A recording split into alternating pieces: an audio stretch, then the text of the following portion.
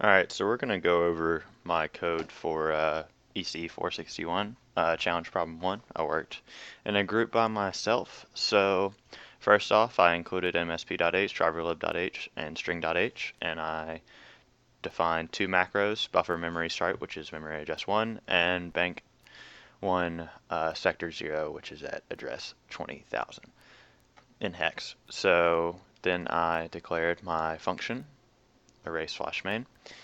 And I have my port initializations, which are setting P1.0 and P2.1 to output, so the red LED and the green LED, and 1.4 as the switch.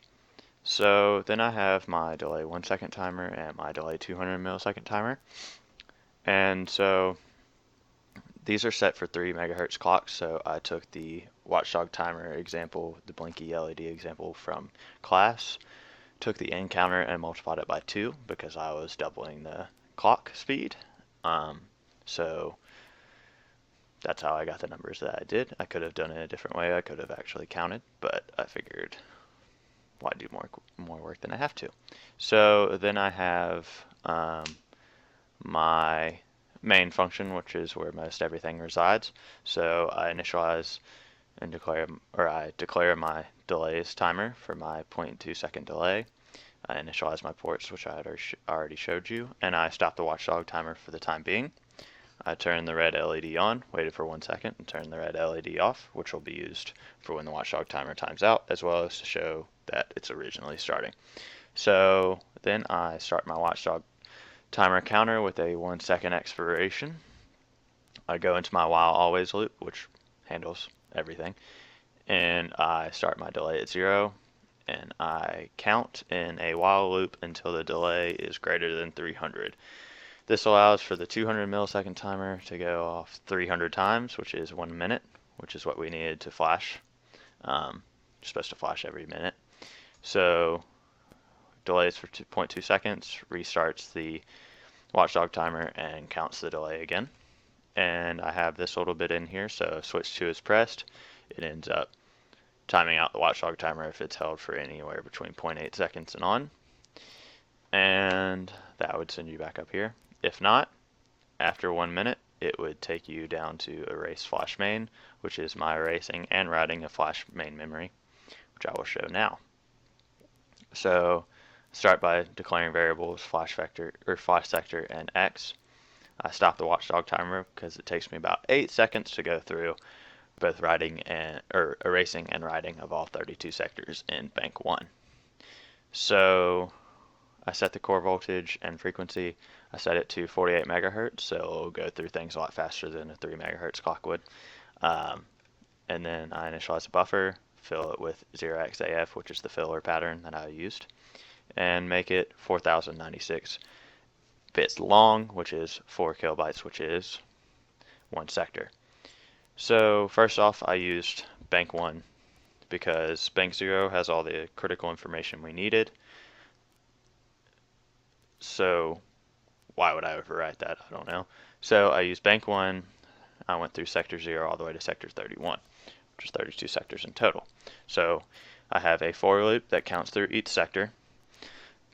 It will unprotect, erase, program with the filler information I had, and protect it again.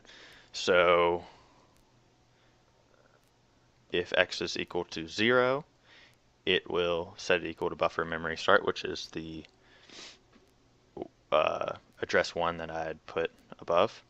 And if it's greater than 0, it will just multiply it by 2 because that's how the flash sectors are defined for the MSP432. So then it unprotects the sector that we're currently at, which would be sector 0 for the first time around.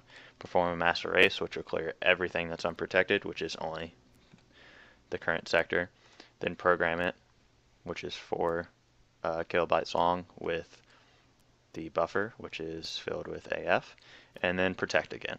And do this for 32 sectors, come back, turn the clock frequency back down to 3 megahertz because there's no need to use a 48 megahertz clock when you're just waiting for a minute. Turn the green LED on, wait for 1 second, turn the green LED off to tell the user that it has officially gone through flashing and nothing happened. So that was messed up. and then it goes back through the delay unless you time it out, and then it will run through everything again. So after this, we will go through and build and debug. So debugging allows for not only writing the program to the board, but also allows me to show you how it's changing the memory. So we'll go ahead and set a breakpoint at the mass erase and the memory programming, and let's run. Also want to view the memory browser. So we'll have to wait for about a minute for it to go through its entire thing, and then we will watch it change. So as you can tell, all this memory is already filled with nothing. So it's already cleared because it's not being used. So it'll be a little difficult for you to tell that it's being erased, but it is. But you will be able to see it changing as I walk through.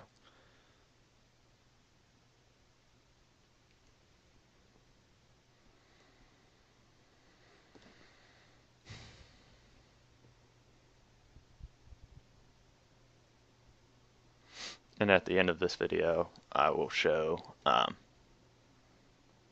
how outside of the debugging environment it can work on its own. But you also won't be able to see memory changing. So it's officially gone through a minute. It's unprotected sector 0, which is the starting sector, which is what we're looking at right here. So it'll perform a mass erase. Everything will be set to FFFF, but it already is. And then we will fill it with AF, as you can see right here. Then we will just keep going sector to sector. So I'll show you the next sector. It'll erase it, flash it, protect it again, on to the next sector. So I'll just choose random sector, take off these breakpoints because we don't need to walk through all 32 sectors, and I will set a breakpoint for when it has gone through the loop. So take about another 5 seconds to finish. It will turn the green LED on after this statement is done, but as you can tell, it changed this sector as well. Play through, it will go through for another minute and do the same thing over again. So one thing that we needed to touch on a little bit is our advice. You can't see my advice right now because I would have to rebuild again, but it did tell me to change the optimization level, but would decrease my ability to debug. So when I'm looking at memory allocations specifically, trying to change the optimization level would not allow me to really get everything I need out of it. So I did not use any of the advice. I have no errors and no warnings. And so after this, I will show you it working on the board on its own. I'm Austin Tavenner. I worked in my own group for this project, and I'm about to show you how my device runs outside of the debugging environment, and I'm also the one who's been talking in all of the videos. No longer in the debugging environment, and here's my board operating on its own. So we'll just reset the system by holding the switch. That will show you that the watchdog timer in fact does reset it, and so we'll wait for about a minute and you will see the green LED coming on, signifying that it successfully went through a flash of the entire main memory in bank 1.